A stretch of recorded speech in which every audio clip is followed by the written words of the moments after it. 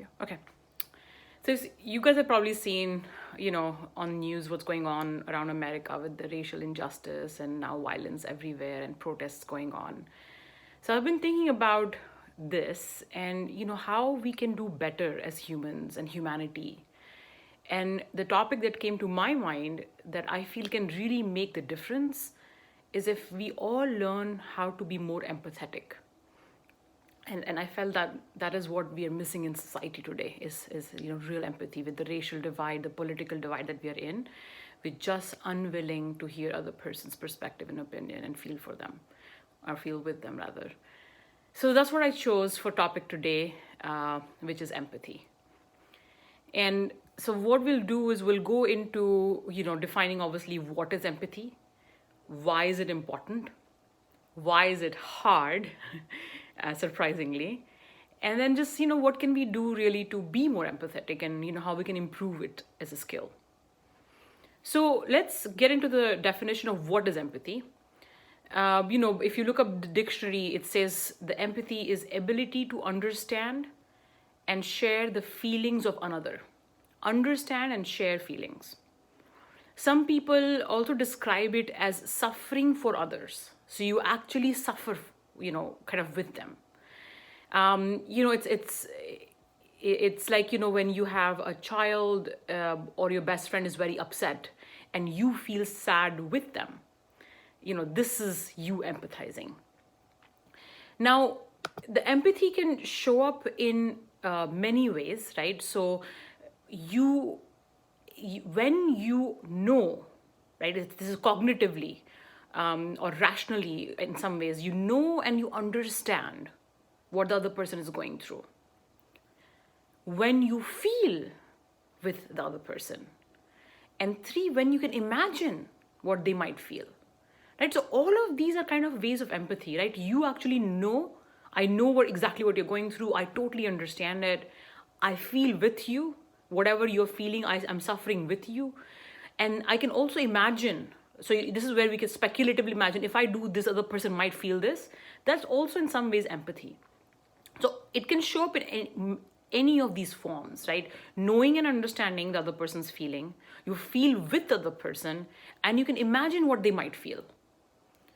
Now, no matter what form it is showing up in any of these, knowing, feeling with, or imagining, what is crucial is you have to kind of put yourself in their shoes and see the world like they see, or as they say, perspective taking. You really take their perspective and you try really hard to see from their point of view.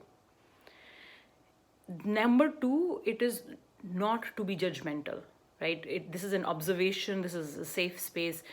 So it's not like, oh, that feeling is wrong or right, or that feeling is good or bad, or why are you feeling this way? That's not empathy, right? Empathy is where you don't judge the other person for what they're feeling.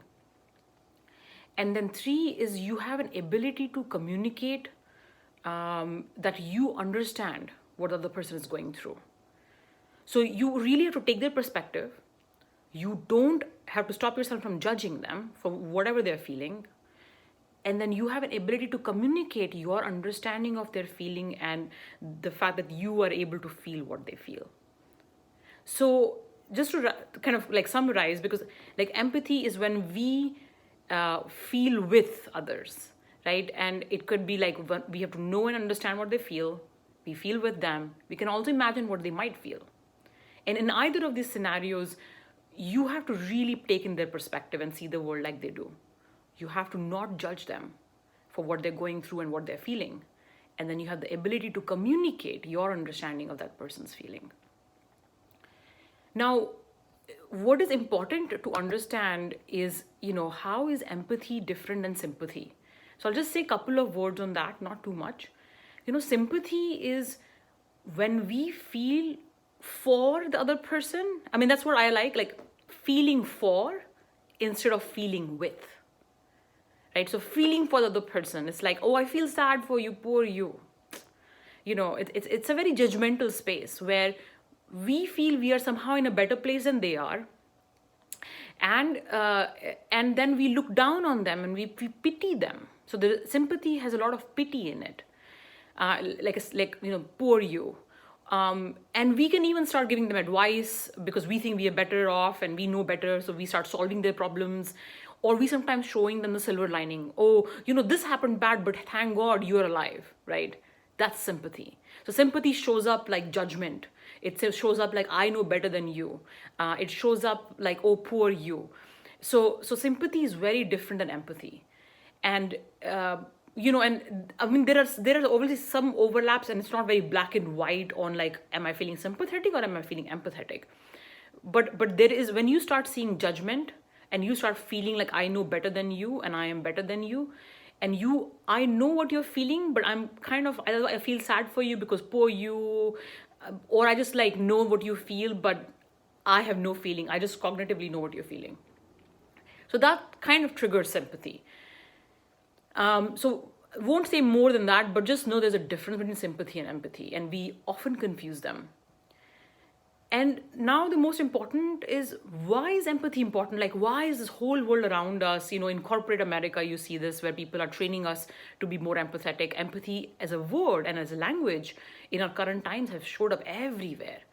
Why is it so important? So to be heard, to be seen, and to be understood is a very, very, very primal, basic human need. It is universal. Every human being wants to be heard, seen, and understood. It's a need. It's a basic need we have.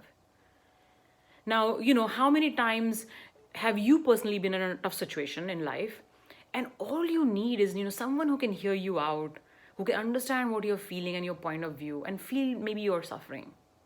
You don't need them to make it better for you. You just want to be witnessed and understood. That's it. That's the need we have. And the same applies to all of the people, right? Like we are all looking to be heard, seen, understood, both during our victories, but more so during tough times when we suffer. Think about it, like it's a child, right? Like a child falls down from a swing, gets hurt, okay? So the child runs up to the mother when he gets hurt, and the mother obviously can't reduce the physical pain, right, from the scratch or the fall. But when she just sees his pain and says, I see your pain, and says, maybe it's okay, the child stops crying. Has the injury healed? No. But he feels like his pain has been witnessed and understood. And somehow his mother maybe also like kind of felt like, oh boy, like, not sympathy, but like the mother shows sadness, right? And somehow that reduces the emotional pain of the child from falling from the swing. I mean, that's a very simple example, like where, it's a child and a mother, but it shows up everywhere, right, in our daily lives. And the other part is, it is important because if it was not important, we wouldn't be wired for it. Like neuroscience shows that human beings are actually wired for empathy. If you've heard the word mirror neurons, right, which basically all of us have mirror neurons in our brain, which basically trigger to imitate both the other person's action and other person's emotion. So like if the other person feels sad, I feel sad. That is mirror neurons. Or if the other person like does something physically, I might do it. I mean, and there's a lot of research around this when they've done this with monkeys and humans both. So we imitate other person's action or emotion. And there is actually neurons in our brain called mirror neurons that trigger that. And so we are wired for empathy. These cells enable everyone to mirror emotions, to share other person's pain, fear, joy.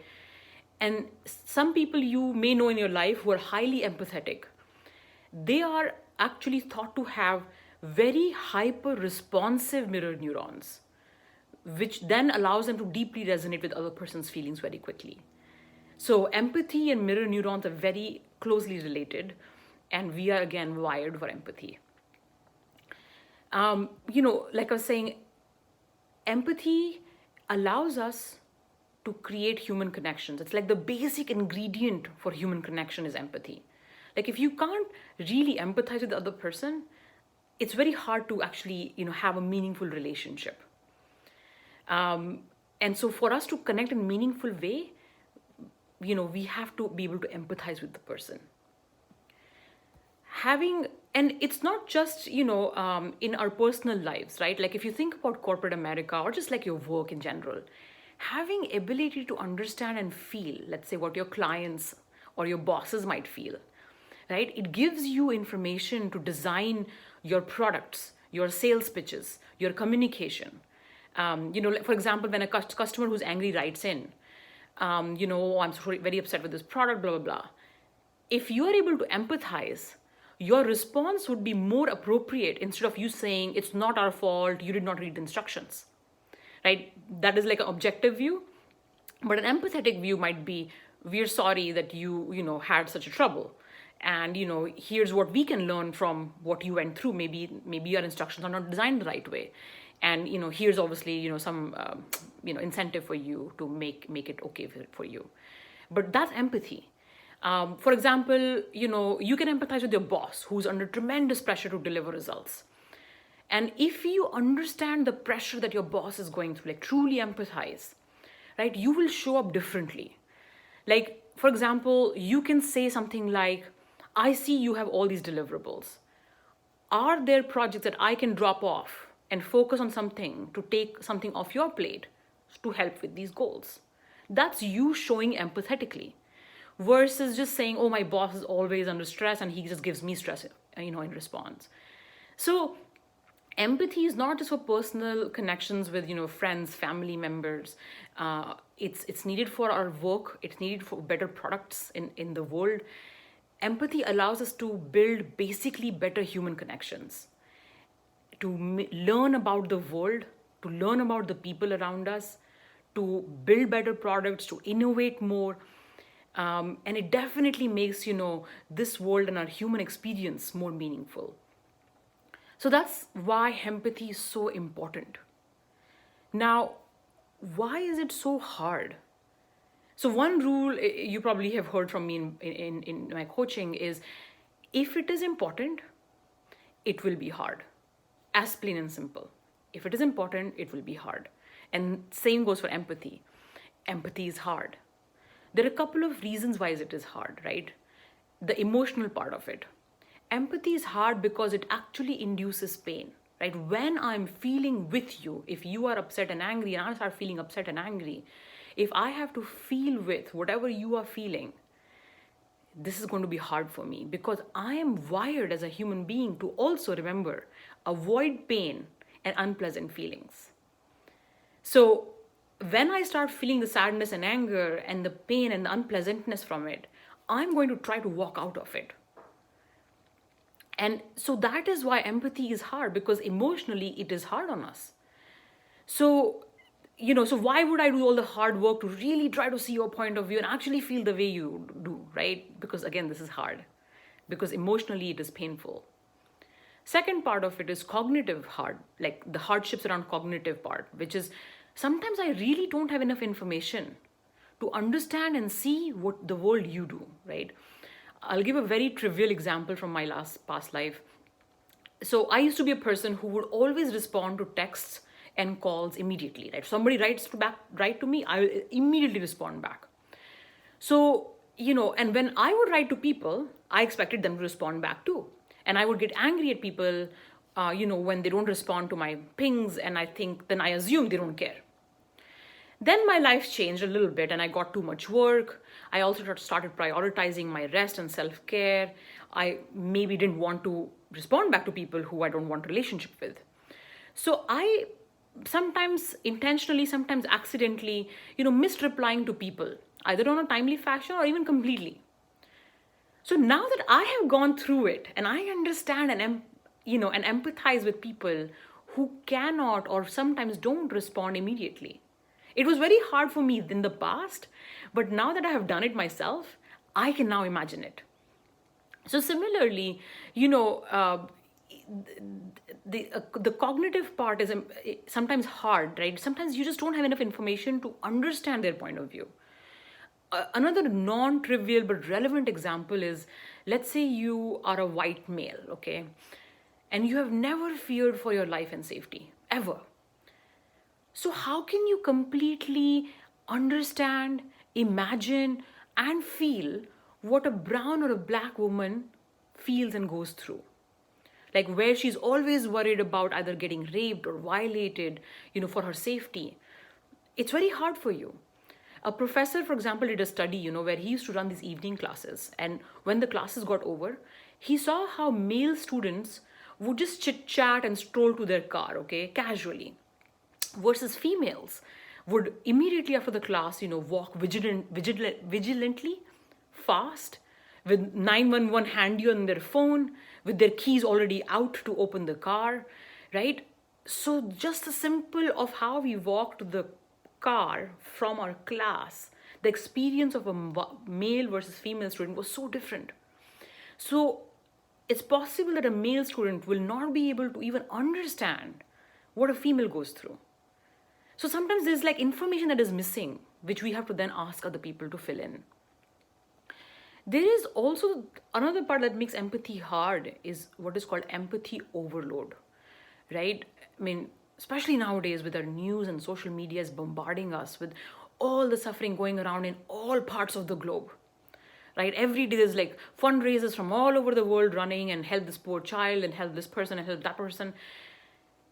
It is tiring I can't physically feel the pain for each one of these people and events. It's impossible physically for me, right? It's exhausting both mentally, emotionally, and hence eventually physically. Because I can't care for all causes and all things equally. So there is an empathy overload and our systems shut down that we don't la la la la, like we don't want to hear any more pain because like I can't physically feel any more pain. So all of this, makes empathy hard, right? The emotional part that we want to avoid feeling pain, the cognitive part, sometimes we don't have information to take into perspective. The overload of empathy nowadays.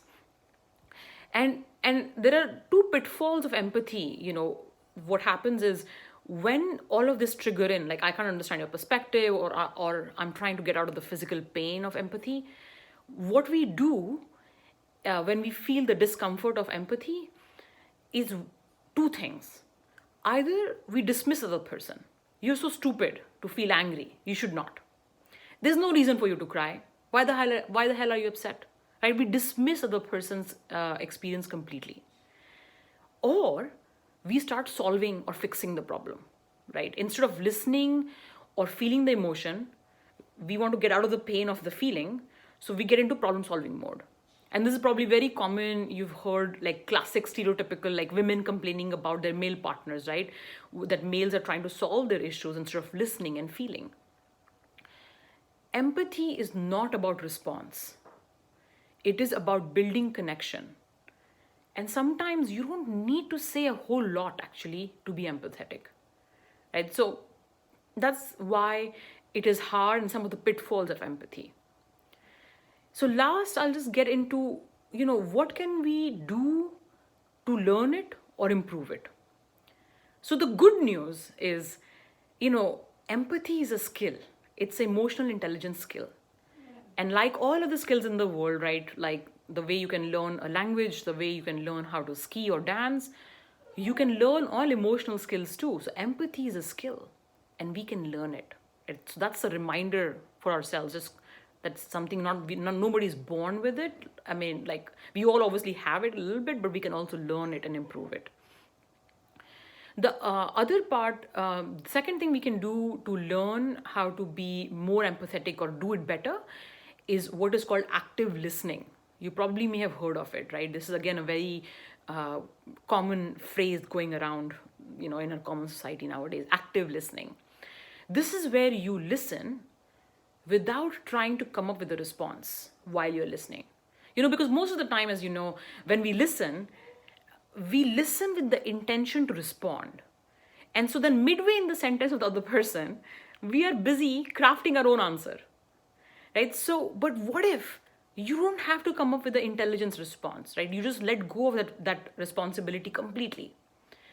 And you're just there to listen.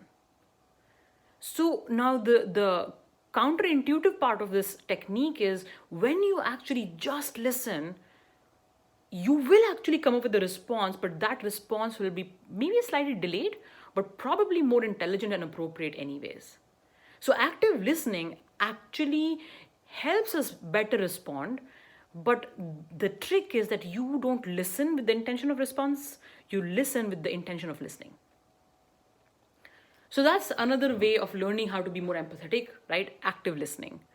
Third is being curious, and really trying to put yourself in their shoes, right? Sometimes, like I was saying, the cognitive part, right? We don't have all the details, right? You're a male, you don't know what a female's life looks like when it comes to safety. So you just get curious. You can ask them the questions, right? If possible, again, all depending on the relationship you have with the person and the circumstance, ask them, or maybe go research, read some more stuff. There's enough information out there on the internet, right? Get more information and get really curious on what it may feel like to be them. Other thing you can do is learning to acknowledge that you hear them.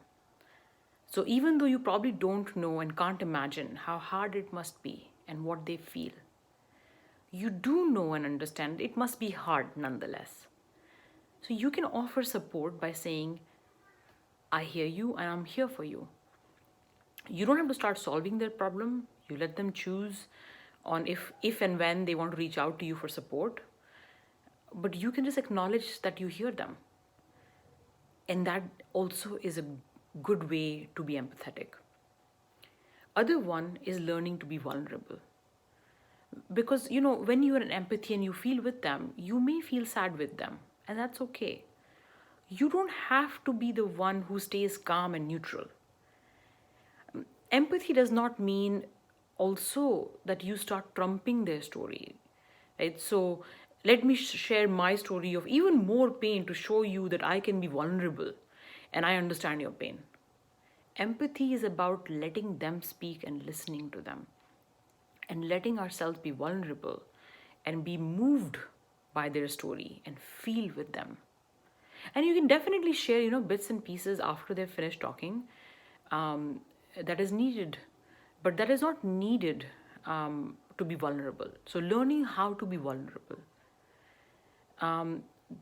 Other one you can do to be better empathetic person is, learning how to pull and relate from your own experiences.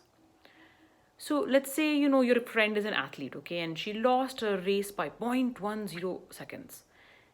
And, and she's devastated. And you are neither an athlete and you've never been into sports and you don't understand why she's so upset.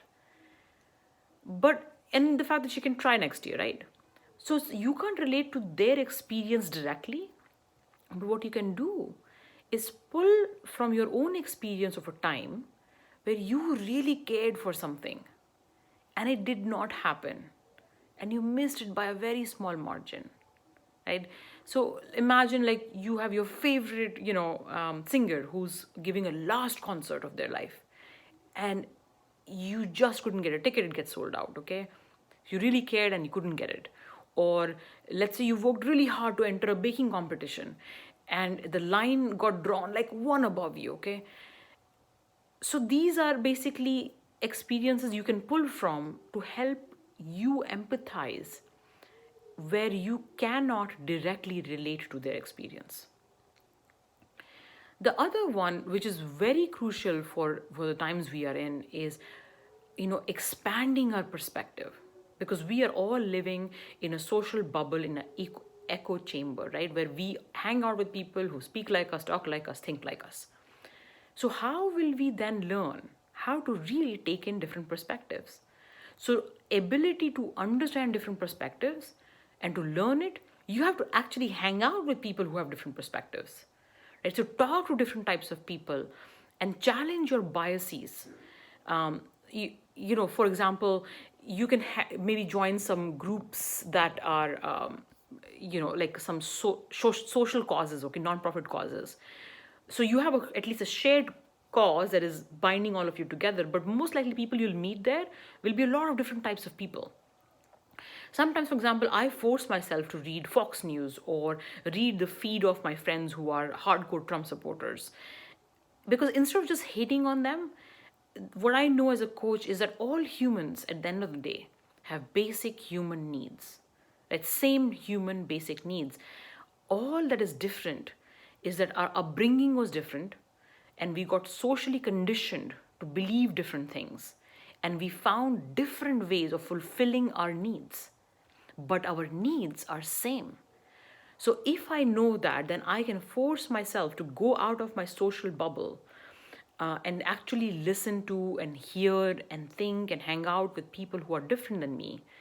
And this will help me challenge my biases. And basically all of this, right? So just wrapping up, how to improve your empathy skills, right? Reminding it's a skill, actively listen without trying to respond, getting really curious and educating yourself, which will help you try to see what it is to be them, like put yourself in their shoes, quote unquote, hypothetically. Learning how to acknowledge and hear people out, learning how to be vulnerable and allow yourself to actually feel and get moved with their story without a need to trump their story. Pull from a similar experience you've had in past and try to expand your perspectives. So I'll end this by saying, you know, research has shown that human connection is the biggest and the most critical factor contributing to happiness. So, human connection is the biggest and most critical factor contributing to happiness, and empathy is what allows us to build those human connections. Thank you.